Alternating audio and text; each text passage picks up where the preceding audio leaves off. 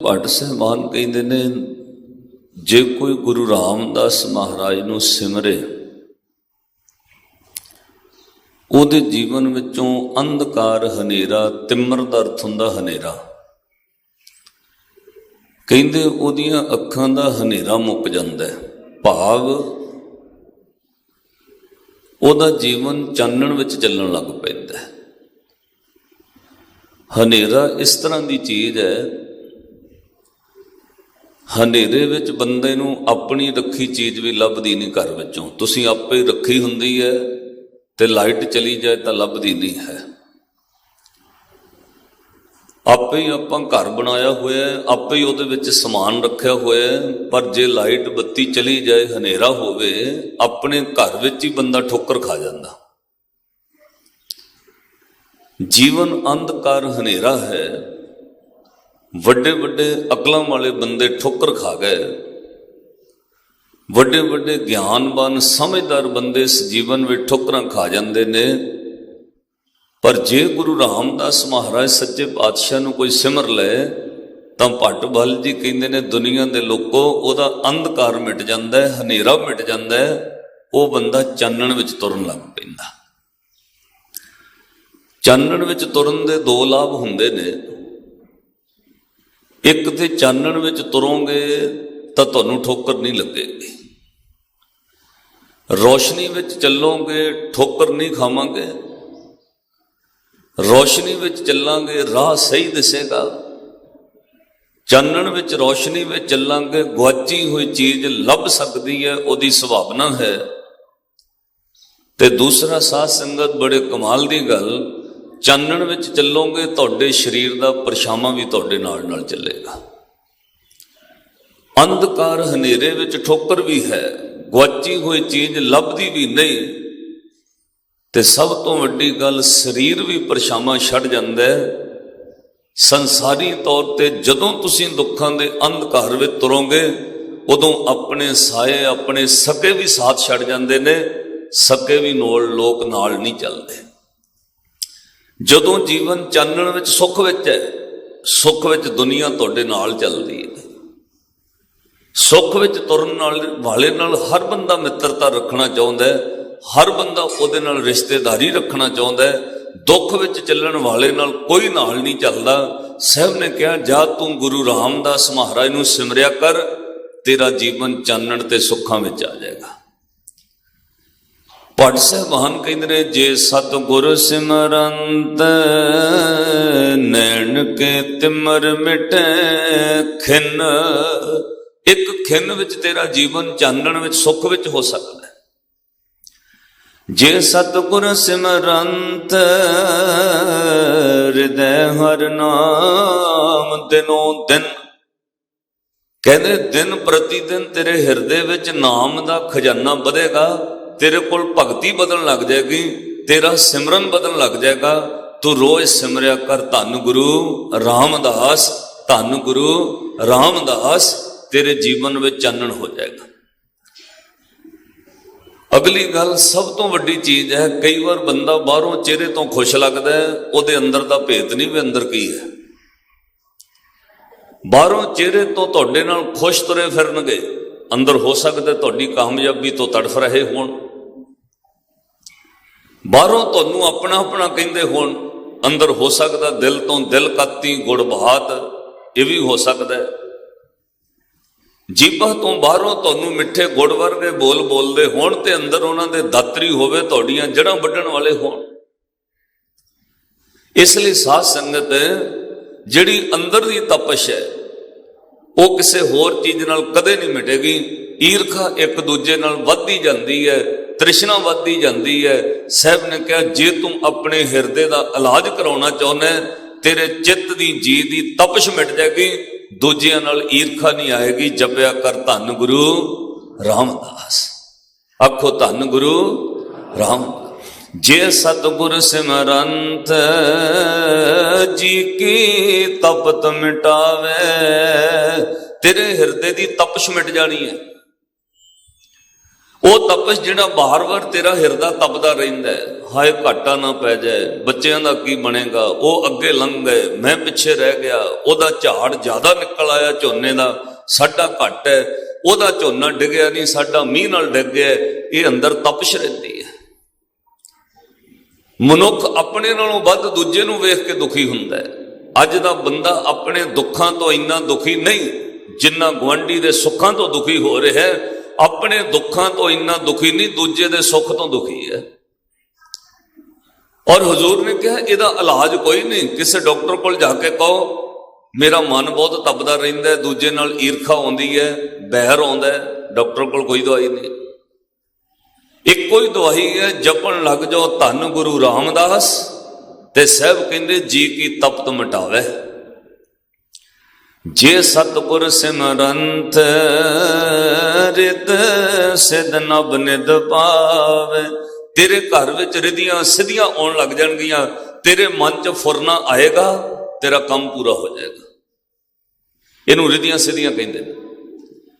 ਤੇਰੇ ਮਨ ਵਿੱਚ ਫੁਰਨਾ ਪੈਦਾ ਹੋਏਗਾ, ਮੇਰਾ ਆਹ ਕਾਰਜ ਬਣ ਜਾਏ, ਉਹ ਕੰਮ ਕਰਨ ਦੇ ਯੋਗ ਹੋਵੇ, ਭਾਵ ਉਸ ਕੰਮ ਨਾਲ ਕਿਸੇ ਦਾ ਨੁਕਸਾਨ ਨਾ ਹੁੰਦਾ ਹੋਵੇ, ਉਸੇ ਵਕਤ ਕੰਮ ਹੋ ਜਾਏਗਾ। ਕਿਉਂਕਿ ਗੁਰੂ ਕੰਮ ਉਹ ਕਰਦਾ ਜਿਹਦੇ ਨਾਲ ਸਾਧ ਸੰਗਤ ਕਿਸੇ ਦਾ ਨੁਕਸਾਨ ਨਾ ਹੋਵੇ। ਇਹ ਨਾ ਹੋਵੇ ਬੰਦਾ ਚਿੱਤ ਵਿੱਚ ਸੋਚੇ ਬਈ ਗੁਆਂਢੀ ਦਾ ਖੇਤ ਮੈਨੂੰ ਮਿਲ ਜਾਏ। ਹੁਣ ਉਹ ਵਿਚਾਰਾ ਕਿਸੇ ਵਿਪਤਾ ਵਿੱਚ ਫਸੇਗਾ ਤਾਂ ਤੁਹਾਨੂੰ ਵੇਚੇਗਾ ਨਾ। ਰੱਬ ਕਿਸੇ ਨੂੰ ਵਿਪਤਾ ਵਿੱਚ ਨਹੀਂ ਪਾਉਂਦਾ। ਹਾਂ, ਚਿੱਤ ਵਿੱਚ ਹੋਵੇ ਦਾਤਾ ਜਿੰਨੀ ਕੁ ਜ਼ਮੀਨ ਗੁਆਂਢੀ ਦੇ ਕੋਲ ਹੈ, ਮੇਰੇ ਭਰਾ ਕੋਲ, ਮੇਰੇ ਕੋਲ ਵੀ ਇੰਨੀ ਕੁ ਜ਼ਮੀਨ ਆ ਜਾਏ, ਇਹ ਯੋਗਤਾ ਗੁਰੂ ਪੂਰੀ ਕਰ ਸਕਦਾ ਹੈ। ਕਿਤੇ ਨਾ ਕਿਤੇ ਤੈਨੂੰ ਢੋ ਲੱਗ ਜਾਏਗੀ, ਪਰ ਤੂੰ ਕਵੇਂ ਗੁਆਂਢੀ ਵੇਚ ਜਾ ਮੈਨੂੰ, ਉਹ ਯੋਗਤਾ ਵਾਲਾ ਕੰਮ ਨਹੀਂ ਹੈ। ਇਸੇ ਲਈ ਸਾਹਿਬ ਨੇ ਕਿਹਾ ਕੀਤਾ ਲੋੜੀ ਹੈ ਕੰਮ, ਸੋ ਹਰ ਪੈ ਆਖੀਐ। ਕੰਮ ਲੋੜੀਂਦਾ ਹੋਵੇ ਉਹ ਰੱਬ ਨੂੰ ਕਈ ਜ਼ਰੂਰ ਹੋਏਗਾ। ਔਰ ਭੱਟ ਬਲ ਜੀ ਕਹਿੰਦੇ ਤੂੰ ਧੰਨ ਗੁਰੂ ਰਾਮਦਾਸ ਸਿਮਰਿਆ ਕਰ, ਤੇਰੇ ਚਿੱਤ ਵਿੱਚ ਫੁਰਨਾ ਵੀ ਆਵੇ, ਰਿਧੀਆਂ ਸਿੱਧੀਆਂ ਨੇ ਤੇਰੇ ਕੰਮ ਹੋਣ ਲੱਗ ਜਾਣਗੇ। ਜੇ ਸਤਿਗੁਰ ਸਿਮਰੰਤ ਰਿੱਧ ਸਿੱਧ ਨਭ ਨਿਧ ਪਾਵੇ। ਇੱਕ ਮਹਾਂਪੁਰਸ਼ ਇਸੇ ਤਰ੍ਹਾਂ ਆਪਣੀ ਅਸਥਾਨ ਬਣਾਇਆ ਹੋਇਆ, ਤਾਂ ਕੋਈ ਬਹੁਤ ਵੱਡਾ ਸਥਾਨ ਨਹੀਂ ਸੀ, ਬੜੇ ਮਸਤ ਭਗਤੀ ਵਾਲੇ ਸਾਧੂ ਸੀ, ਉਹਨਾਂ ਦੀ ਮਹਾਨਤਾ ਸਤਿਕਾਰ ਬਹੁਤ ਸੀ। ਮੈਂ ਇੱਕ ਦਿਨ ਲਾਈਵ ਤੋਂ ਵੀ ਇਹ ਕਥਾ ਸੁਣਾਈ। ਲਾਗਲੇ ਪਿੰਡ, ਜਿਵੇਂ ਇੱਥੇ ਇੱਕ ਦੋ ਪਿੰਡ ਨੇੜੇ ਪੈਂਦੇ ਨੇ, ਉਹ ਪਿੰਡ ਵਾਲੇ ਨੌਜਵਾਨਾਂ ਨੇ ਨਾ ਟੂਰਨਾਮੈਂਟ ਰੱਖ ਲਿਆ। ਜਦੋਂ ਟੂਰਨਾਮੈਂਟ ਰੱਖਿਆ ਤਾਂ ਉਹਨੇ ਸਲਾਹ ਕੀਤੀ ਵੀ ਸੰਤਾਂ ਨੂੰ ਜਾ ਕੇ ਬੇਨਤੀ ਕਰਨੀ ਚਾਹੀਦੀ, ਆਪਾਂ ਉਦਘਾਟਨ ਸੰਤਾਂ ਤੋਂ ਕਰਾਈਏ। ਕੋਈ ਵਿਰਲੇ ਬੰਦੇ ਜਿਨ੍ਹਾਂ ਨੂੰ ਸੋਝੀ ਆਉਂਦੀ ਹੈ ਵੀ ਉਦਘਾਟਨ ਕਰਾਉਣਾ, ਕਿਸੇ ਸਾਧੂ ਸੰਤ ਤੋਂ ਕਰਾਓ, ਨਹੀਂ ਤਾਂ ਮੋਸਟਲੀ ਮਾਫ ਕਰਿਓ, ਅੱਜ ਧਨ ਵੱਧ ਰਿਹਾ ਲੋਕਾਂ ਕੋਲ ਤੇ ਧਰਮ ਘਟ ਰਿਹਾ। ਹਰ ਬੰਦਾ ਚਾਹੁੰਦਾ ਨੀਂਹ ਪੱਥਰ ਰਖਾਉਣਾ ਜਾਂ ਕੋਈ ਉਦਘਾਟਨ ਕਰਾਉਣਾ, ਕਿਸੇ ਲੀਡਰ ਤੋਂ ਕਰਾਈਏ, ਕਿਸੇ ਅਫਸਰ ਤੋਂ ਕਰਾਈਏ। ਕਿਉਂ? ਉਹ ਤੋਂ ਕੰਮ ਵੀ ਲੈਣੇ ਨੇ ਨਾ। ਬਹੁਤੇ ਲੋਕ ਗੁਰਦੁਆਰੇ ਦੀ ਦੌਲਤ ਨਹੀਂ ਖਾਂਦੇ, ਪਰ ਗੁਰਦੁਆਰੇ ਦੀ ਬਦੌਲਤ ਬਹੁਤ ਕੁਝ ਖਾਂਦੇ ਨੇ। ਉਹ ਗੁਰਦੁਆਰੇ ਦੀ ਦੌਲਤ ਦੀ ਵਰਤੋਂ ਨਹੀਂ ਕਰਦੇ। ਗੁਰਦੁਆਰੇ ਦੀ ਬਦੌਲਤ ਕਈ ਲੀਡਰਾਂ ਤੇ ਕਈ ਅਫਸਰਾਂ ਨਾਲ ਬਣਾ ਲੈਂਦੇ ਨੇ, ਪਰਤ ਕੇ ਉਹਨਾਂ ਕੋਲੋਂ ਕਰੋੜਾਂ ਦੇ ਕੰਮ ਲੈ ਜਾਂਦੇ ਨੇ। ਉਹ ਨੌਜਵਾਨਾਂ ਦੇ ਮਨ ਚ ਆਇਆ ਮਹਾਂਪੁਰਸ਼ਾਂ ਦਾ ਉਦਘਾਟਨ ਕਰਾਈਏ, ਤਾਂ ਉਹ ਇਕੱਠੇ ਹੋ ਕੇ ਆ ਗਏ। ਇਸੇ ਤਰ੍ਹਾਂ ਮਹਾਂਪੁਰਸ਼ ਬਾਹਰ ਧੁੱਪੇ ਬੈਠੇ, ਉਹਨੇ ਆ ਕੇ ਫਤਿਹ ਬੁਲਾਈ। ਫਿਰ ਅੰਦਰ ਗੁਰੂ ਗ੍ਰੰਥ ਸਾਹਿਬ ਮਹਾਰਾਜ ਜੀਆਂ ਨੂੰ ਮੱਥਾ ਟੇਕਿਆ। ਫਿਰ ਆ ਕੇ ਮਹਾਂਪੁਰਸ਼ਾਂ ਦੇ ਕੋਲ ਬਹਿ ਗਏ। ਉਹਨਾਂ ਸੇਵਾਦਾਰ ਨੂੰ ਕਿਹਾ ਵੀ ਮੁੰਡੇ ਆਏ, ਇਹਨਾਂ ਨੂੰ ਜਲ ਪਾਣੀ ਛਕਾਓ। ਉਹ ਸੇਵਾਦਾਰਾਂ ਨੇ ਜੱਗ ਭਰ ਕੇ ਲਿਆਂਦਾ, ਗਲਾਸ ਲਿਆਂਦੇ, ਨੌਜਵਾਨਾਂ ਨੂੰ ਛਕਾਉਣ ਲੱਗ ਪਏ। ਤਾਂ ਹੁਣ ਉਹ ਮਹਾਂਪੁਰਸ਼ ਪੁੱਛਦੇ, ਕਹਿੰਦੇ ਦੱਸੋ ਬੇਟਾ ਕਿਵੇਂ ਆਏ ਹੋ? ਦੇਖਿਓ ਰਿਧੀਆਂ ਸਿੱਧੀਆਂ ਕੀ ਨੇ। ਰਿੱਧ ਸਿੱਧ ਕਿਹਨੂੰ ਕਹਿੰਦੇ ਨੇ? ਉਹ ਨੌਜਵਾਨਾਂ ਕਿਹਾ ਬਾਬਾ ਜੀ ਟੂਰਨਾਮੈਂਟ ਰੱਖਿਆ। ਕਹਿੰਦੇ ਬੇਟਾ ਚੰਗੀ ਗੱਲ ਹੈ, ਖੇਡਾਂ ਖੇਡਣ ਦੇ ਨਾਲ ਜਾਂ ਖੇਡਾਂ ਦਾ ਵਧਾ ਕਰਨ ਦੇ ਨਾਲ ਨਸ਼ੇ ਘਟਦੇ ਨੇ। ਪੁੱਤਰ ਚੰਗੀ ਗੱਲ ਹੈ, ਖੇਡਿਆ ਕਰੋ, ਚੰਗੀ ਗੱਲ ਹੈ, ਟੂਰਨਾਮੈਂਟ ਕਰਾਓ। ਕਹਿੰਦੇ ਬਾਬਾ ਜੀ ਉਦਘਾਟਨ ਤੁਸੀਂ ਕਰਨਾ। ਕਹਿੰਦੇ ਅਸੀਂ ਕੌਣ, ਉਹਦੇ ਉਦਘਾਟਨ ਕਰਨ ਵਾਲੇ ਕੋਈ ਨਹੀਂ, ਹੋਰ ਕੋਈ ਸੇਵਾ ਲਾਓ। ਉਹ ਨੌਜਵਾਨ ਕਹਿੰਦੇ ਬਾਬਾ ਜੀ ਬਸ ਤੁਸੀਂ ਆ ਜਾਓ। ਤਾਂ ਮਹਾਂਪੁਰਸ਼ ਪੁੱਛਦੇ, ਕਹਿੰਦੇ ਇਨਾਮ ਕਿੰਨਾ ਕੁ ਰੱਖਿਆ ਹੋਇਆ? ਉਹ ਕਹਿੰਦੇ ਬਾਬਾ ਜੀ ਜਿੱਤਣ ਵਾਲੀ ਟੀਮ ਨੂੰ ਜਿਹੜਾ ਫਾਈਨਲ ਇਨਾਮ ਹੈ ਉਹ 31,000 ਹੈ। ਕਹਿੰਦੇ ਅੱਛਾ। ਕਹਿੰਦੇ ਦੂਜੀ ਟੀਮ ਨੂੰ ਕਹਿੰਦੇ ਜੀ ਜਿਹੜੀ 2 ਨੰਬਰ ਤੇ ਆਊਗੀ ਉਹਦਾ 21,000 ਹੈ। ਕਹਿੰਦੇ ਅੱਛਾ। ਕਹਿੰਦੇ ਕਿੰਨੇ ਹੋ ਗਏ ਭਾਈ? ਦੋਵਾਂ ਦੇ ਜੋੜ ਕੇ ਕਿੰਨੇ ਪੈਸੇ ਹੋ ਗਏ? ਉਹ ਕਹਿੰਦੇ ਜੀ 31 ਤੇ 21 52,000 ਹੋ ਗਿਆ ਬਾਬਾ ਜੀ। ਕਹਿੰਦੇ ਅੱਛਾ ਚੱਲ ਕੋਈ ਨਹੀਂ, ਜਲ ਪਾਣੀ ਛਕੋ, ਇਹਦਾ ਵੀ ਹੱਲ ਹੋਏ ਜਾਣਾ। ਅਜੇ ਗੱਲਾਂ ਕਰਦੇ ਨੇ, ਗਲਾਸ ਉਹਨਾਂ ਦੇ ਹੱਥ ਵਿੱਚ ਨੇ, ਉਹ ਜਲ ਪਾਣੀ ਛਕ ਰਹੇ ਨੇ। ਇੰਨੇ ਨੂੰ ਇੱਕ ਗੱਡੀ ਆ ਕੇ ਰੁਕੀ।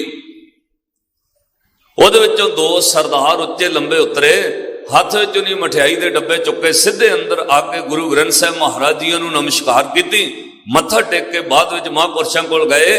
ਇੱਕ ਡੱਬਾ ਮਠਿਆਈ ਦਾ ਤੇ ਉੱਪਰ ਇੱਕ ਬੰਦ ਲਿਫਾਫਾ ਮਾਇਆ ਦਾ ਪੈਸਿਆਂ ਦਾ ਰੱਖ ਕੇ ਉਹ ਸਰਦਾਰ ਜੀ ਕਹਿੰਦੇ ਬਾਬਾ ਜੀ ਜਿਹੜਾ ਲੜਕਾ ਆਪਣਾ ਇਟਲੀ ਗਿਆ ਹੋਇਆ ਮਹਾਰਾਜ ਉਹ ਪੱਕਾ ਹੋ ਗਿਆ, ਉਹਨੇ ਸੇਵਾ ਕਰ ਲਈ। ਤਾਂ ਮਹਾਂਪੁਰਸ਼ ਬੜੇ ਖੁਸ਼ ਹੋਏ। ਉਹ ਮਠਿਆਈ ਦਾ ਡੱਬਾ ਖੋਲ ਕੇ ਸੇਵਾਦਾਰ ਨੂੰ ਕਹਿੰਦੇ ਵਰਤਾ ਦੇ ਸਾਰਿਆਂ ਨੂੰ। ਤੇ ਡੱਬੇ ਦੇ ਉੱਪਰ ਜਿਹੜਾ ਮਾਇਆ ਦਾ ਲਿਫਾਫਾ ਪਿਆ ਸੀ ਨਾ, ਮਹਾਂਪੁਰਸ਼ਾਂ ਖੋਲ ਕੇ ਨਹੀਂ ਵੇਖਿਆ, ਏਦਾਂ ਹੀ ਉਹ ਲਿਫਾਫਾ ਚੁੱਕ ਕੇ ਨੌਜਵਾਨਾਂ ਨੂੰ ਫੜਾਤਾ। ਕਹਿੰਦੇ ਕਾਕਾ ਦੇਖੋ ਤਾਂ ਪੂਰੇ ਹੋ ਗਏ, ਨਹੀਂ ਤਾਂ ਫਿਰ ਹੋਰ ਪਾਈਏ। ਕਹਿੰਦੇ ਦੇਖੋ ਤਾਂ ਕਾਕਾ ਪੂਰੇ ਹੋ ਗਏ। ਉਹ ਨੌਜਵਾਨਾਂ ਨੇ ਲਿਫਾਫੇ ਚੋਂ ਪੈਸੇ ਕੱਢ ਕੇ ਗਿਣਨ ਲੱਗ ਪਏ। ਤੁਸੀਂ ਹੈਰਾਨ ਹੋਵੋਗੇ ਜਦੋਂ ਪੈਸੇ ਗਿਣੇ, ਪੂਰਾ 52,000 ਰੁਪਈਆ। ਇਹਨੂੰ ਕਹਿੰਦੇ ਰਿੱਧ ਸਿੱਧ। ਮਨ 'ਚ ਫੁਰਨਾ ਆਇਆ ਵੀ ਇਹਨਾਂ ਨੂੰ 31 + 21 52,000 ਟੀਮਾਂ ਦਾ ਨਾਮ ਦੇਣਾ ਤੇ ਕਾਰਜ ਪੂਰਾ ਹੋ ਕੇ ਖੜੇ। ਸਾਧ ਸੰਗਤ, ਇਹ ਰਿੱਧ ਸਿੱਧ ਭਗਤਾਂ ਕੋਲ ਆ ਜਾਂਦੀ ਹੈ। ਸਤਿਗੁਰਾਂ ਕਿਹੋ ਤੇਰੇ ਘਰ ਵਿੱਚ ਵੀ ਵਰਤ ਜਾਏਗੀ। ਤੂੰ ਚਿੱਤ ਜੋੜ ਕੇ ਜਪਿਆ ਕਰ, ਧੰਨ ਗੁਰੂ ਰਾਮਦਾਸ, ਧੰਨ ਗੁਰੂ ਰਾਮਦਾਸ। ਜੇ ਸਤਿਗੁਰ ਸਿਮਰੰਥ ਰਿੱਧ ਸਿੱਧ ਨਭ ਨਿਧ ਪਾਵੇ। ਜੇ ਸਤਿਗੁਰ ਸਿਮਰੰਥ ਜੀ ਕੀ ਤਪਤ ਮਿਟਾਵੇ। ਜੇ ਸਤਿਗੁਰ ਸਿਮਰੰਥ ਰਿੱਧ ਸਿੱਧ ਨਭ ਨਿਧ ਪਾਵੇ। ਉਹ ਸਤਿਗੁਰੂ ਕੌਣ ਹੈ? ਫਿਰ ਭੱਟ ਬਲ ਜੀ ਕਹਿੰਦੇ ਸੋਈ ਰਾਮਦਾਸ ਗੁਰ। ਉਹ ਗੁਰੂ ਹੈ ਧੰਨ ਗੁਰੂ ਰਾਮਦਾਸ, ਜਿਹਨੂੰ ਸਿਮਰਨ ਨਾਲ ਆ ਕੁਝ ਆਉਂਦਾ। ਸੋਈ ਰਾਮਦਾਸ ਗੁਰ ਬਲ ਭਾਣ ਮਿਲ ਸੰਗਤ ਧਨ ਧਨ ਕਰੋ।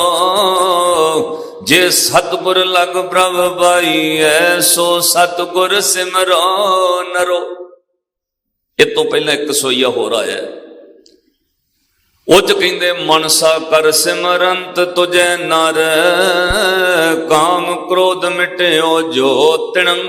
ਹੇ ਗੁਰੂ ਰਾਮਦਾਸ, ਕੋਈ ਤੁਹਾਨੂੰ ਮਨ ਵਿੱਚ ਸਿਮਰਨ ਲੱਗ ਜਾਏ ਨਾ, ਧੰਨ ਗੁਰੂ ਰਾਮਦਾਸ, ਧੰਨ ਗੁਰੂ ਰਾਮਦਾਸ, ਤੁਸੀਂ ਉਹਦੇ ਮਨ ਵਿੱਚੋਂ ਕਾਮ ਕ੍ਰੋਧ ਮਿਟਾ ਦਿੰਦੇ ਹੋ। ਉਹਦੇ ਮਨ ਵਿੱਚੋਂ ਸਭ ਮੈਲੀਆਂ ਵਿਚਾਰਾਂ ਮਿਟ ਜਾਂਦੀਆਂ ਨੇ। ਇੱਕ ਖਿੰਨ ਵਿੱਚ ਉਹਦਾ ਮਨ ਕਾਮ ਕ੍ਰੋਧ ਤੋਂ ਮੁਕਤ ਹੋ ਜਾਂਦਾ ਹੈ, ਜੇ ਕੋਈ ਚਿੱਤ ਵਿੱਚ ਕਵੇ ਧੰਨ ਗੁਰੂ ਰਾਮਦਾਸ। ਅਗਲੀ ਗੱਲ, ਵਾਚਾ ਕਰ ਸਿਮਰੰਤ ਤੁਝੈ ਤਿਨ ਦੁਖ ਦਰਿਦਰ ਮਿਟਿਓ ਜੋ ਖਿਣੰ। ਕਹਿੰਦੇ ਜੇ ਕੋਈ ਬਚਨਾ ਕਰਕੇ ਤੁਰਦਾ ਫਿਰਦਾ ਜਪੀ ਜਾਵੇ ਧੰਨ ਗੁਰੂ ਰਾਮਦਾਸ, ਧੰਨ ਗੁਰੂ ਰਾਮਦਾਸ, ਕਹਿੰਦੇ ਉਹਦੇ ਘਰ ਚੋਂ ਤਾਂ ਦਲਿੱਦਰ ਹੀ ਮੁੱਕ ਜਾਂਦਾ, ਉਹਦੇ ਘਰ ਵਿੱਚੋਂ ਤਾਂ ਗਰੀਬੀ ਦਲਿੱਦਰ ਖਤਮ ਹੋ ਜਾਂਦਾ। ਸਤਿਗੁਰੂ ਗੁਰੂ ਰਾਮਦਾਸ ਮਹਾਰਾਜ ਦੀ ਵਡਿਆਈ ਵਿੱਚ ਫਿਰ ਅਗਲੀ ਪੰਕਤੀ ਕਹੀ, ਕਹਿੰਦੇ ਕਰਮ ਕਰ ਤੋਏ ਦਰਸ ਪਰਸ ਪਾਰਸ ਸਰ। ਪਦਾਰਥ ਮਿਲਣ ਤੋਂ ਬਾਅਦ ਵੀ ਕੋਈ ਜਪਦਾ ਰਵੇ, ਵਡਿਆਈ ਮਿਲਣ ਤੋਂ ਬਾਅਦ ਵੀ ਕੋਈ ਧੰਨ ਗੁਰੂ ਰਾਮਦਾਸ ਜਪਦਾ ਰਵੇ, ਪਦਾਰਥ ਆਸਾ ਇੱਛਾ ਪੂਰੀ ਹੋਣ ਤੋਂ ਬਾਅਦ ਵੀ ਕੋਈ ਜਪਦਾ ਰਵੇ। ਕਹਿੰਦੇ ਹੇ ਗੁਰੂ ਰਾਮਦਾਸ, ਤੂੰ ਪਾਰਸ ਹੈ, ਤੇਰੇ ਨਾਲ ਕੋਈ ਫਿਰ ਵੀ ਜੁੜਿਆ ਰਵੇ, ਤੂੰ ਉਹਨੂੰ ਸੋਨਾ ਬਣਾ ਦਿੰਦਾ, ਉਹਦਾ ਜੀਵਨ ਸਫਲ ਹੋ ਜਾਂਦਾ। ਵਾਚਾ ਕਰ ਸਿਮਰੰਤ ਤੁਝੈ ਤਿਨ ਦੁਖ ਦਰਿਦਰ ਮਿਟਿਓ ਜੋ ਖਿਣੰ। ਕਰਮ ਕਰ ਤੋਏ ਦਰਸ ਪਰਸ ਪਾਰਸ ਸਰ। वल भट्ट जस गायो श्री गुरु रामदास जयो जय जग में तै हर परम पद पायो। हे गुरु रामदास तुसी ऐसे सतगुरु हो, तुहानू सिमरन दे नाल दुख दलिद्र मुक जाते ने। एक बार आखो धन गुरु रामदास, सतगुरु गुरु रामदास महाराज तुहाडी इन्नी वडियाई है। साध संगत उस घर की जिन्नी वडियाई की जाए उन्नी थोड़ी है। इत्थों तक बाबे सत्ते बलवंड जी ने लिखा, कहते हे गुरु रामदास तेरा अंत ना पारा वालिया, तेरा कोई अंत परला पासा है ही नहीं। तू किन्ने कतारे किन्ना कोई दिता है। धन धन रामदास गुर जिन सिरिया तिने सवारिया, पूरी होई करामात आप सिरजनहारे धारिया। सिखी अतै संगति पार ब्रह्म कर नमस्कारिया, अटल अथा अतोल तू तेरा अंत ना पारा वारिया। अगली पंक्ति बड़ी कमाल दी, जिनी तो सेविया भाव कर से तुद पार उतारिया। हे गुरु रामदास जिन्हां ने तुहानू भाव प्रेम नाल सिमरिया तुसीं उन्हां दा पार उतारा कर दिता। एक चीज हुण ध्यान नाल सुनियो, श्री गुरु हरगोबिंद साहब महाराज के चरणों च एक सिख आया लखनऊ तो, दा नाम है भाई जूड़। उनका महाराज मैं साधारण जिहा अनपढ़ जिहा सिख है, मैनू ये समझाओ भी सिक्खी की हुंदी है। सतगुरां कहा भाई सिक्खी बूटे की तरह हुंदी है। कहते महाराज बूटा तो धरती विच लाया जाता जां गमले विच। छेवें पातशाह ने वचन कहे, कहते हाँ भाई हिरदे की धरती उत्ते बूटा लाया जाता है, पर उसे धरती ते बूटा उगदा है जिहड़ी उपजाऊ होवे। जिहड़ी उपजाऊ ना होवे उत्थे बूटे सुक जांदे ने। ते फिर वो सिख ने कहा महाराज जड़ां कादियां लगदियां ने? साहब कहंदे निमरता दियां। जिन्नी निमरता होएगी उन्नी गहरी बूटे की जड़ लग जाएगी, ते जिन्नी किसी बूटे की गहरी जड़ होएगी वड्डियां वड्डियां हनेरियां ते झक्खड़ उहनूं पुट नहीं सकणगे। जिन्हां बूटियां दियां हल्कियां जड़ां हुंदियां थोड़ी जी हवा ना डिग पैंदे। जे निमरता ना होवे, सिखा तेरा सिक्खी दा बूटा डिग पैना है, वो बहुती देर चलण वाला खड़न वाला नहीं। जे तू चाहुंदा लंबा समा सिक्खी विच गहरियां जड़ां लगण, फिर सब तो वड्डी गल जड़ां निमरता दियां लगणियां चाहीदियां ने। जे निमरता हो जाए बूटा गहरा हो जाता है। एक बार आखो धन गुरु रामदास, फिर आखो धन गुरु रामदास।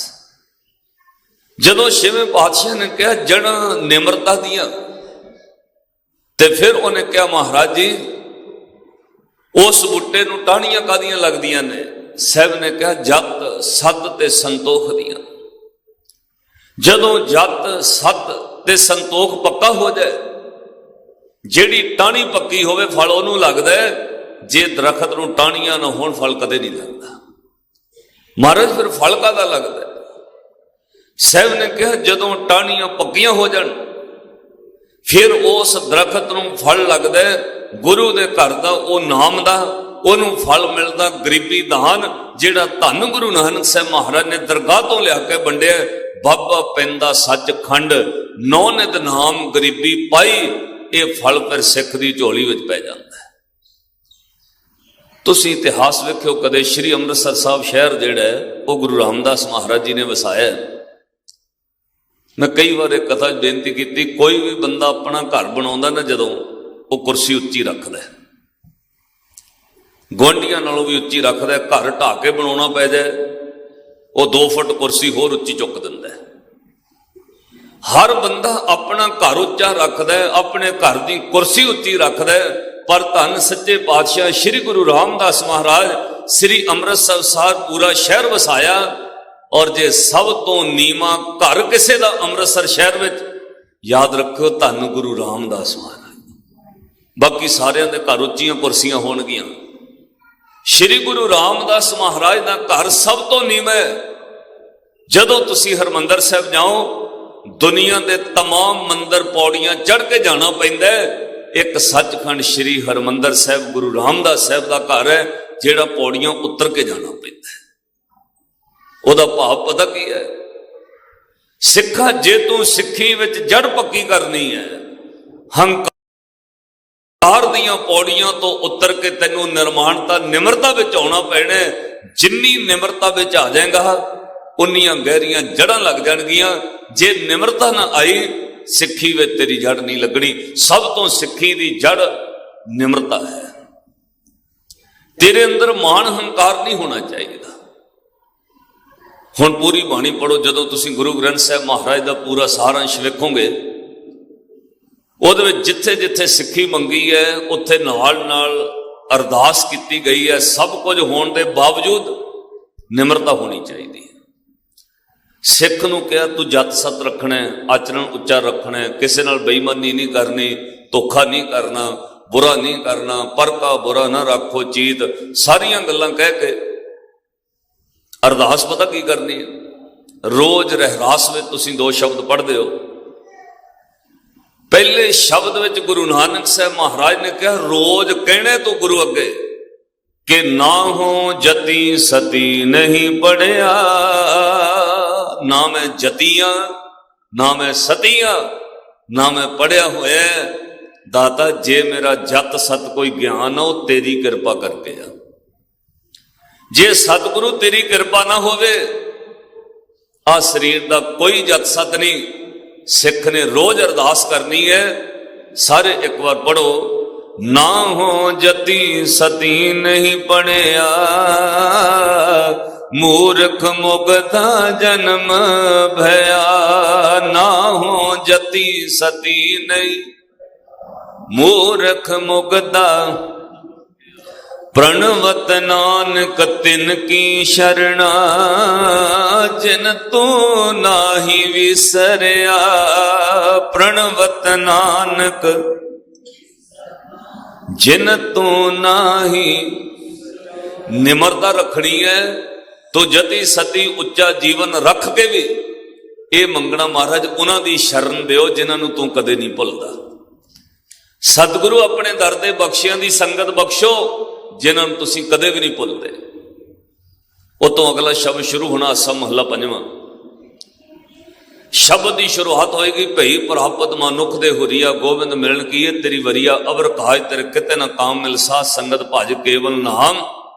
ਸਰੰਜਾਮ ਲਾਗ ਭਵਜਲ ਤਰਨ ਕੈ, ਜਨਮ ਬ੍ਰਿਥਾ ਜਾਤ ਰੰਗ ਮਾਇਆ ਕੈ। ਉਹ ਤੋਂ ਬਾਅਦ ਹੁਣ ਕੀ ਕਿਹਾ? ਅਰਦਾਸ ਕਰੀ ਹੱਥ ਜੋੜ ਕੇ, ਜਪ ਤਪ ਸੰਜਮ ਧਰਮ ਨਾ ਕਮਾਇਆ।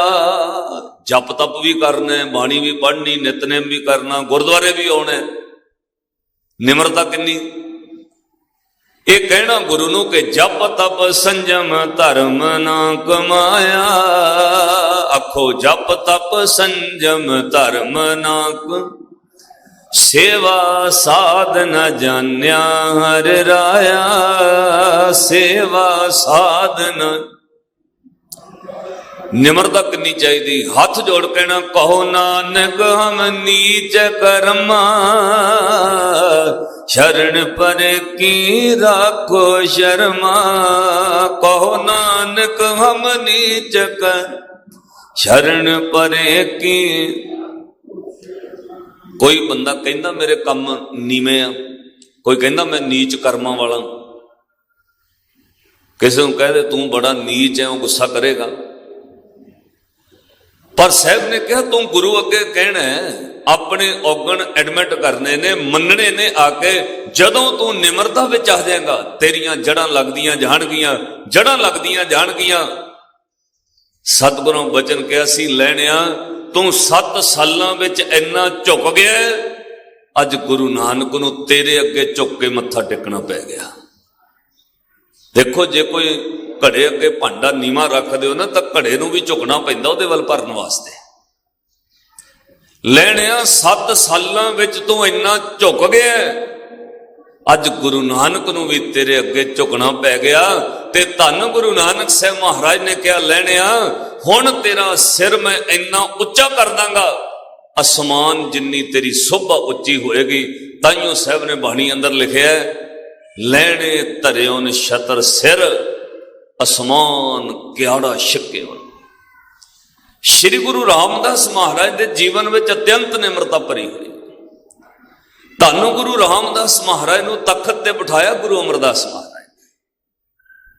जदों अज हुक्म किया बाबा बुढ़ा साहब भाई जेठे का बौली साहब ते इशनान करा के लियाओ, आ एक चोला साडा लै जाओ, ये जेठे नूं पहना के लैके आए।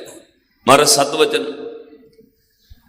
कहते ने बौली साहब ते इशनान कराया, चोला पहना दिता, ते जदों संगत विच लैके आए ना बाबा बुढ़ा साहब, संगत इसे तरह बहुत दूर तक बैठी। अज तखत वाल वेख्या, तखत ते गुरु अमरदास महाराज बैठे नहीं, अज तखत खाली है।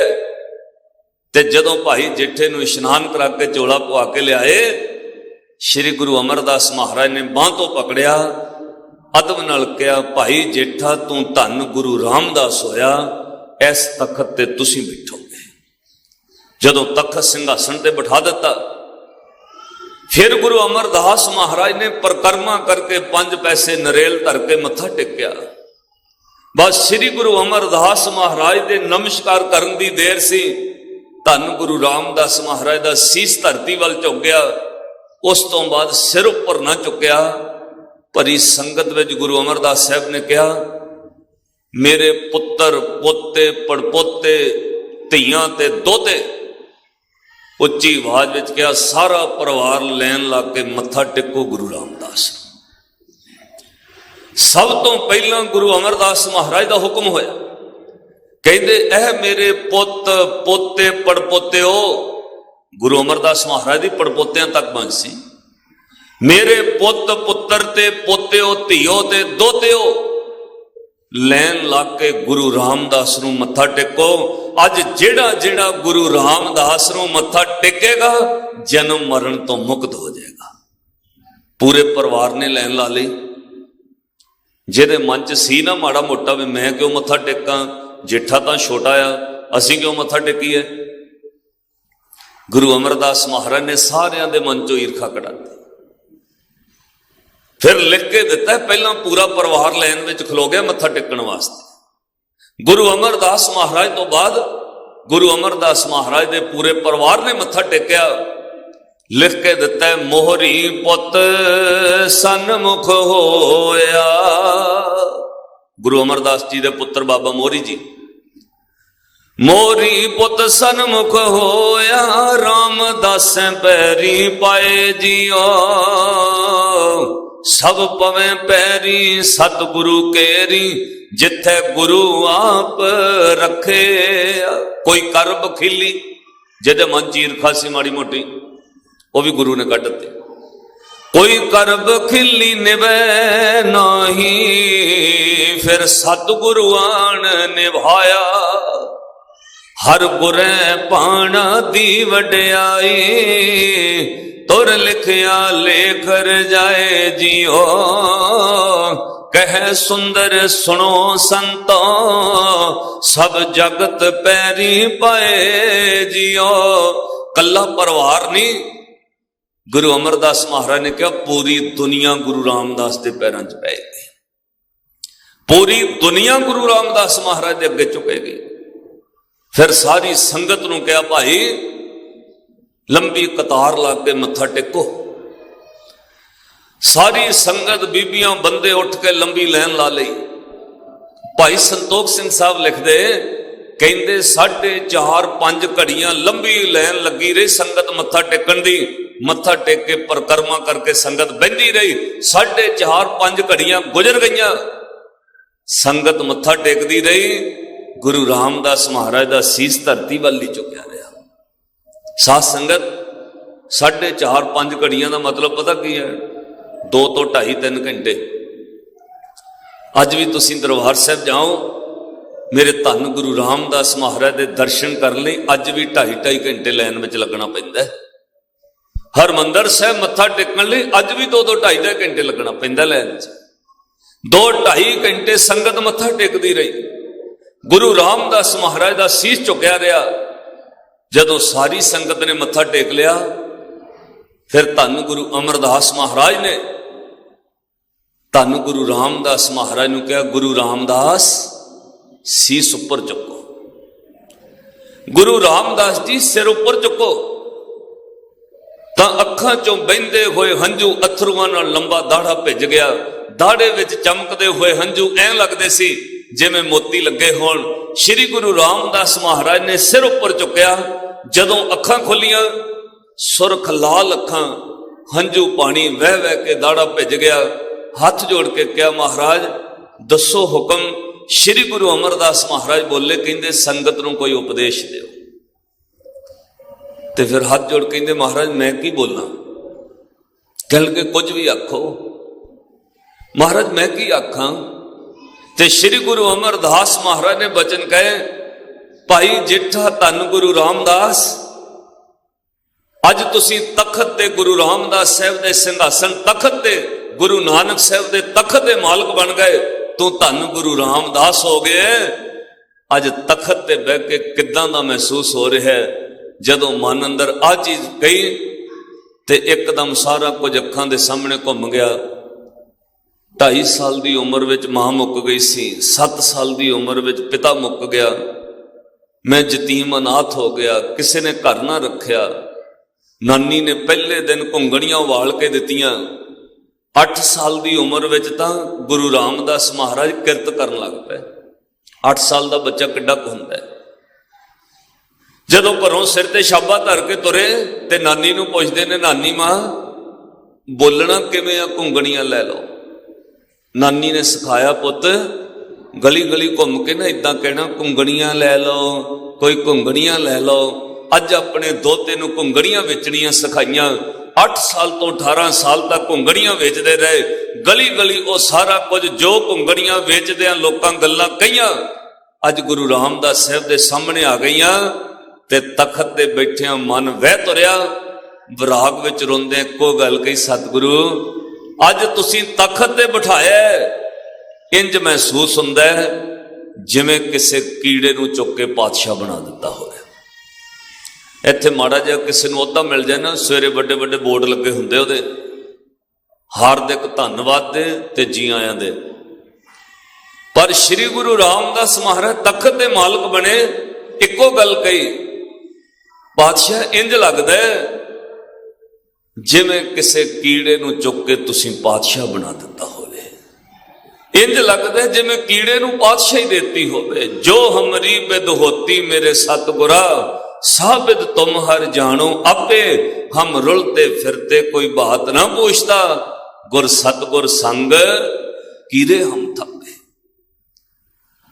श्री गुरु अमरदास महाराज ने सोडी सुल्तान पातशाह बना दिता, जिन्हों लोग जतीमनाथ कहते सी। अज गुरु रामदास साहब की निमरता करके दुनिया कहन लग पई, सोडी श्रेष्ठ सकल धारण कहो, अब गुरु रामदास को मिली बढ़ाई। दुनिया कहन लग पई, बैठा सोडी पातशाह रामदास सतगुरु कहा है। एक बार सारे प्यार नाल कहो, बैठा सोडी पातशाह, बैठा सोडी पातशाह, बैठा सोडी, बैठा रामदास सतगुरु कहावे। बैठा सोडी पातशाह, बैठा सोडी पातशाह, रामदास सतगुरु कहा। बैठा गज के बैठा सोडी, अमृत सर विच जोत जगावे। बैठा सोडी पातशाह, बैठा सोडी पातशाह, अमृत सर विच जोत जग। बैठा बैठा सारे जपियो, धन श्री गुरु रामदास जी, धन श्री गुरु रामदास जी, धन श्री गुरु,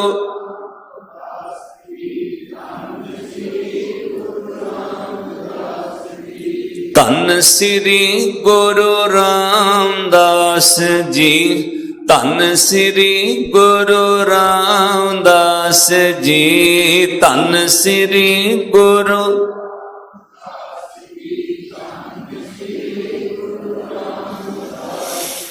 ਧੰਨ ਸ੍ਰੀ ਗੁਰੂ ਰਾਮਦਾਸ ਜੀ, ਧੰਨ ਸ੍ਰੀ ਗੁਰੂ ਰਾਮਦਾਸ ਜੀ, ਧੰਨ ਸ੍ਰੀ ਗੁਰੂ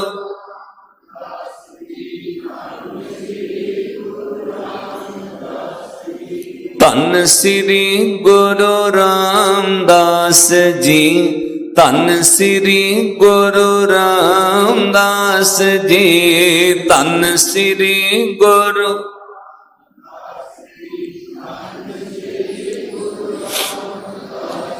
ਰਾਮਦਾਸ ਸਤਿਗੁਰੂ ਕਹਾਵੇ, ਬੈਠਾ ਸੋਢੀ ਪਾਤਸ਼ਾਹ, ਬੈਠਾ ਸੋਢੀ ਪਾਤਸ਼ਾਹ, ਰਾਮਦਾਸ ਸਤਿਗੁਰੂ ਕਾ ਬੈਠਾ ਬੈਠਾ।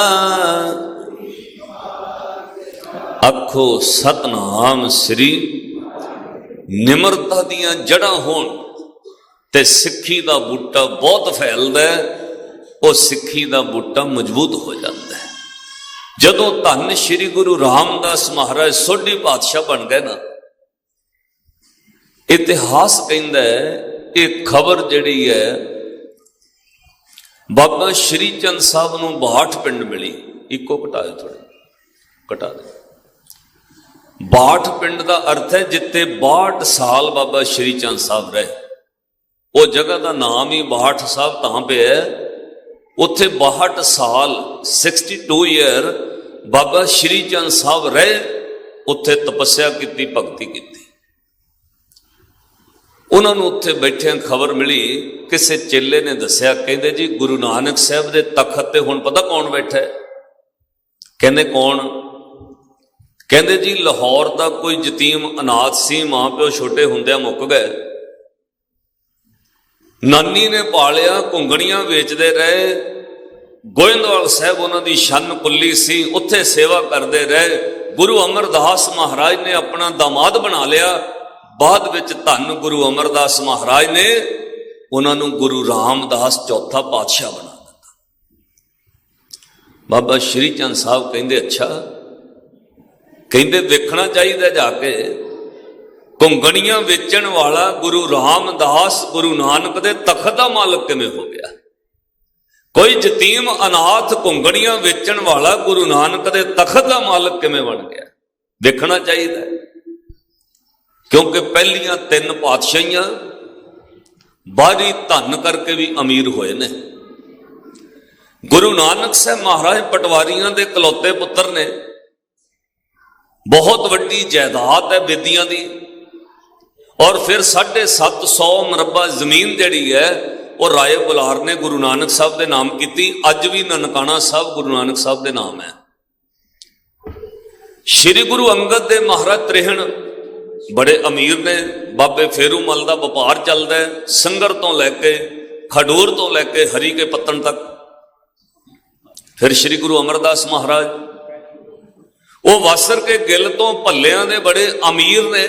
ਪਰਿਵਾਰ ਛੋਟਾ ਨਹੀਂ ਹੈ, ਬੜਾ ਅਮੀਰ ਪਰਿਵਾਰ ਹੈ। ਪਰ ਅੱਜ ਗੁਰੂ ਰਾਮਦਾਸ ਮਹਾਰਾਜ ਘੁੰਗਣੀਆਂ ਵੇਚਣ ਵਾਲੇ ਗਰੀਬ, ਜਿਹਨੂੰ ਲੋਕ ਯਤੀਮ ਅਨਾਥ ਕਹਿੰਦੇ ਸੀ, ਅੱਜ ਸਿਰ ਤੇ ਛਾਬਾ ਧਰ ਕੇ ਘੁੰਗਣੀਆਂ ਵੇਚਣ ਵਾਲੇ ਦੇ ਸੀਸ ਤੇ ਸਤਰ ਛਤਰ ਝੂਲਦਾ। ਅੱਜ ਬਾਬੇ ਸ਼੍ਰੀ ਚੰਦ ਨੇ ਕਿਹਾ ਵੇਖਣਾ ਚਾਹੀਦਾ ਹੈ ਘੁੰਗਣੀਆਂ ਵੇਚਣ ਵਾਲਾ ਗੁਰੂ ਨਾਨਕ ਦੇ ਤਖਤ ਤੇ ਕਿਵੇਂ ਬਹਿ ਗਿਆ। ਮੈਂ ਸੰਖੇਪ ਵਿੱਚ ਕਹਾਂ, ਜਦੋਂ ਚੱਲ ਪਏ ਨਾ ਬਾੜ ਤੋਂ ਸ਼੍ਰੀ ਅੰਮ੍ਰਿਤਸਰ ਸਾਹਿਬ ਆ ਗਏ, ਧੰਨ ਗੁਰੂ ਰਾਮਦਾਸ ਮਹਾਰਾਜ ਤਖਤ ਤੇ ਬੈਠੇ, ਸੰਗਤ ਬੜੀ ਜੁੜ ਕੇ ਗੁਰੂ ਦੇ ਚਰਨਾਂ 'ਚ ਕੀਰਤਨ ਹੋ ਰਿਹਾ ਹੈ ਤੇ ਬਾਬਾ ਸ਼੍ਰੀ ਚੰਦ ਆਪਣੇ ਚੇਲਿਆਂ ਨਾਲ ਬੜੀ ਮਸਤ ਚਾਲ ਵਿੱਚ ਸੰਗਤ ਵਿੱਚ ਆਏ। ਉੱਚਾ ਲੰਬਾ ਕੱਦ, ਸੁਨਹਿਰੀ ਜਟਾਂ। ਸ਼੍ਰੀ ਗੁਰੂ ਰਾਮਦਾਸ ਮਹਾਰਾਜ ਨੇ ਵੇਖਿਆ ਜਟਾਧਾਰੀ ਬਾਬਾ ਸ਼੍ਰੀ ਚੰਦ ਆਏ ਨੇ। ਬੜੇ ਅਦਬ ਨਾਲ ਗੁਰੂ ਰਾਮਦਾਸ ਮਹਾਰਾਜ ਨੇ ਹੱਥ ਜੋੜ ਕੇ ਨਮਸਕਾਰ ਕਰਕੇ ਖਲੋ ਗਏ। ਏਦਾਂ ਜਦੋਂ ਗੁਰੂ ਰਾਮਦਾਸ ਮਹਾਰਾਜ ਤਖਤ ਤੋਂ ਉੱਠ ਕੇ ਖੜੇ ਹੋ ਗਏ, ਸੰਗਤ ਵੇਖਣ ਲੱਗ ਪਈ ਸਤਿਗੁਰੂ ਕਿਉਂ ਖੜੇ ਹੋਏ ਨੇ। ਵੇਖਿਆ ਕੋਈ ਜਟਾਧਾਰੀ ਆਇਆ। ਜਿਹੜੇ ਬਜ਼ੁਰਗ ਸੀ ਬਾਬਾ ਬੁੱਢਾ ਸਾਹਿਬ ਵਰਗੇ, ਉਹਨਾਂ ਨੂੰ ਤਾਂ ਪਤਾ ਸੀ, ਬਾਕੀ ਸੰਗਤ ਨੂੰ ਵੀ ਦੱਸਣ ਲੱਗ ਪਏ ਬਾਬਾ ਸ਼੍ਰੀ ਚੰਦ ਆਏ। ਬਾਬਾ ਸ਼੍ਰੀ ਚੰਦ ਗੁਰੂ ਨਾਨਕ ਸਾਹਿਬ ਦੇ ਵੱਡੇ ਪੁੱਤਰ। ਬਾਬੇ ਸ਼੍ਰੀ ਚੰਦ ਨੇ ਆਉਂਦਿਆਂ ਗੁਰੂ ਰਾਮਦਾਸ ਮਹਾਰਾਜ ਜੀ ਨੂੰ ਕਿਹਾ, ਕਹਿੰਦੇ ਤੁਈਓ ਗੁਰੂ ਰਾਮਦਾਸ ਹੈ। ਤੇ ਹੱਥ ਜੋੜ ਕੇ ਜੀ ਮੈਨੂੰ ਹੀ ਗੁਰੂ ਨਾਨਕ ਦਾ ਚੱਕਰ ਗੁਰੂ ਰਾਮਦਾਸ ਕਹਿੰਦੇ ਨੇ, ਮੈਨੂੰ ਹੀ ਗੁਰੂ ਨਾਨਕ ਦੇ ਘਰ ਦਾ ਗੋਲਾ ਗੁਰੂ ਰਾਮਦਾਸ ਕਹਿੰਦੇ ਨੇ। ਤੇ ਅੱਗੋਂ ਬਾਬਾ ਸ਼੍ਰੀ ਚੰਦ ਸਾਹਿਬ ਸਿਰ ਤੋਂ ਪੈਰਾਂ ਤੱਕ ਚੰਗੀ ਤਰ੍ਹਾਂ ਵੇਖ ਕੇ ਕਹਿੰਦੇ ਗੁਰੂ ਰਾਮਦਾਸ ਦਾੜਾ ਬਹੁਤ ਲੰਬਾ ਵਧਾਇਆ ਹੋਇਆ, ਕਾਹਦੇ ਵਾਸਤੇ? ਇੰਨਾ ਲੰਬਾ ਦਾੜਾ ਕਿਉਂ ਵਧਾਇਆ? ਤੇ ਧੰਨ ਗੁਰੂ ਰਾਮਦਾਸ ਮਹਾਰਾਜ ਪਿਆਰ ਤੇ ਨਿਮਰਤਾ 'ਚ ਬੋਲੇ, ਕਹਿੰਦੇ ਜੀ ਤੁਹਾਡੇ ਵਰਗੇ ਸਾਧੂਆਂ ਦੇ ਚਰਨ ਝਾੜਨ ਵਾਸਤੇ। ਇੰਨੀ ਗੱਲ ਕਹਿਣ ਦੀ ਦੇਰ ਸੀ, ਬਾਬੇ ਸ਼੍ਰੀ ਚੰਦ ਸਾਹਿਬ ਦਾ ਅੰਦਰ ਦਾ ਹਿਰਦਾ ਬਹਿ ਤੁਰਿਆ। ਇੱਕਦਮ ਬਾਬੇ ਸ਼੍ਰੀ ਚੰਦ ਦੇ ਲੰਬੇ ਹੱਥ ਜੁੜ ਗਏ, ਜਟਾਧਾਰੀ ਸੀਸ ਵੀ ਗੁਰੂ ਰਾਮਦਾਸ ਸਾਹਿਬ ਵੱਲ ਝੁਕ ਗਿਆ ਤੇ ਅੱਖਾਂ ਭਰ ਕੇ ਜੋ ਬਾਬੇ ਸ਼੍ਰੀ ਚੰਦ ਨੇ ਕਿਹਾ ਉਹ ਸੁਣਨ ਵਾਲਾ ਹੈ। ਭਾਈ ਸੰਤੋਖ ਸਿੰਘ ਲਿਖਦੇ, ਸਭ ਤੋਂ ਪਹਿਲਾਂ ਬਾਬਾ ਸ਼੍ਰੀ ਚੰਦ ਬੋਲੇ। ਆਉਂਦਿਆਂ ਕਹਿੰਦੇ ਸ਼੍ਰੀ ਚੰਦ ਤਬ ਗਿਰਾ ਉਚਾਰੀ, ਕਾਹੇ ਵਧਾਇਓ ਦਾੜੀ ਪਾਰੀ। ਗੁਰੂ ਰਾਮਦਾਸ ਬੋਲੇ, ਕਹਿੰਦੇ ਆਪ ਕੇ ਜੈਸੇ ਸਾਧੂ ਜੋ ਹੈ, रामदास गुर निमर होवे कहो के आप के साधु जो है, तिनके चरण पोछने कारण इम कै लगे चरण ते झाड़न। तुहाडे वर्गे साधुओं के चरण झाड़न लई बस इन्नी गल कहण दी देर सी। बाबे श्री चंद दा हिरदा वह तुरिया, जटाधारी सिर गुरु रामदास साहब वल झुक गया। हथ जोड़ के बाबा श्री चंद साहब बोले, कहते श्री चंद खुश होए उचारा। खुश होके फिर बाबा श्री चंद बोले, कहते गुरु रामदास असी वेखण आए सी ओ घुंगड़ियां वेचण वाला गुरु नानक दे तखत दा मालक किवें बन गया। अज पता लगा तुहाडी निमरता ने साडा घर लुट लिया, जिहड़ा माड़ा मोटा मेरे विच सी अज तुसीं ओह वी खोलिया। बोले सो निहाल, तुहाडी निमरता ने साडा घर लुट लिया, जो कुछ मेरे विच सी अज भी खो लिया। बाबा श्री चंद बोले, श्री चंद खुश होए उचारा, इसी तौर घर लुटे ओ हमारा, जो बाकी थी कुछ मोह में सो पिशीन लई सब तो ने। जिहड़ी माड़ी मोटी सी मेरे च अज तुसीं ओह वी खो लई। धन गुरु रामदास महाराज नूं धन गुरु रामदास कह के बाबा श्री चंद मुड़ गए। इन्नी गल कह के तुरे बैठा सोडी पातशाह, रामदास सतगुरु कहावे, रामदास सतगुरु कहावे। पूरन ताल खटाया, अमृतसर विच जोत जगा।